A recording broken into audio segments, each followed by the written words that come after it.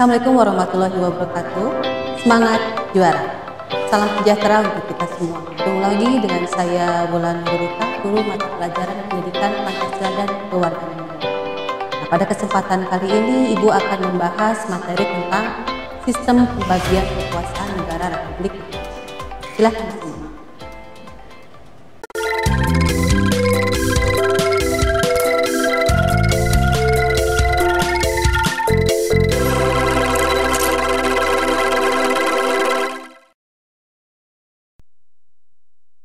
Kekuasaan dapat diartikan sebagai kemampuan seseorang untuk mempengaruhi orang lain supaya melakukan tindakan-tindakan yang dikehendaki atau diperintahkan. Nah, kekuasaan itu diklasifikasikan menjadi dua bagian, ada pemisahan kekuasaan dan satu lagi ada pembagian kekuasaan. Pemisahan kekuasaan merupakan lembaga yang terpisah satu sama lainnya, berdiri sendiri, tanpa memerlukan koordinasi dan kerjasama. Sedangkan pembagian kekuasaan merupakan lembaga yang terdiri atas beberapa bagian, namun tidak dipisahkan dan terdapat koordinasi atau kerjasama antar lembaga tersebut. Nah, di Indonesia menganut sistem pembagian kekuasaan. Menurut Undang-Undang Negara Republik Indonesia tahun 1945, pembagian kekuasaan di negara Republik Indonesia ini ada dua bagian, yaitu secara horizontal dan secara vertikal. Pembagian kekuasaan secara horizontal merupakan pembagian kekuasaan negara yang sederajat.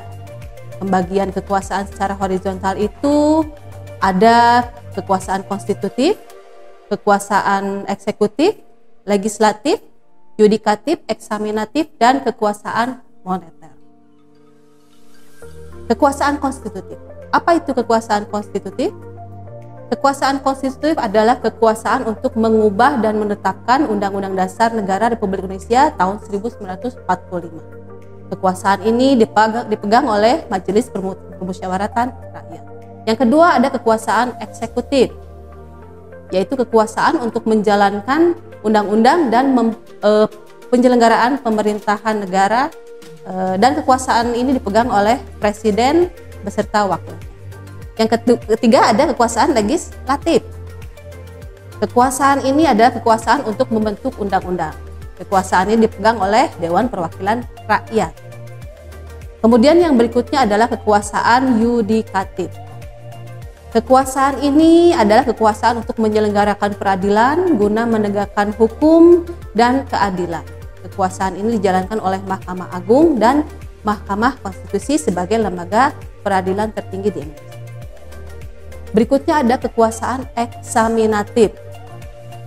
Kekuasaan ini berhubungan dengan penyelenggaraan pemeriksaan atas pengelolaan dan tanggung jawab tentang keuangan negara. Kekuasaan ini dipegang oleh Badan Pemeriksa Keuangan. Yang terakhir ada kekuasaan moneter. Kekuasaan ini menetapkan dan melaksanakan kebijakan moneter, mengatur dan menjaga kelancaran sistem pembayaran, serta memelihara kestabilan nilai rupiah. Kekuasaan ini dipegang oleh Bank Indonesia. Berikutnya ada kekuasaan sistem pembagian secara vertikal.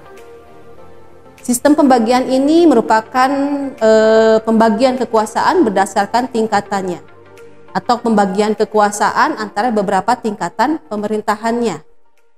Nah, sistem pembagian kekuasaan secara vertikal di Indonesia tercantum dalam pasal 18 ayat 1 Undang-Undang Dasar Negara Republik Indonesia tahun 1945 yang berbunyi, Negara Republik Indonesia tahun 1945 menyatakan bahwa NKRI dibagi atas daerah-daerah provinsi dan daerah provinsi itu dibagi atas kabupaten dan kota.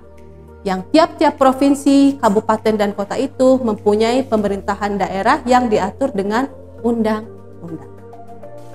Nah, demikianlah anak-anak materi yang bisa ibu sampaikan pada saat ini. Mudah-mudahan materi yang ibu sampaikan dapat bermanfaat bagi kalian semua. Terima kasih atas perhatiannya. Semangat juara. Assalamualaikum warahmatullahi wabarakatuh.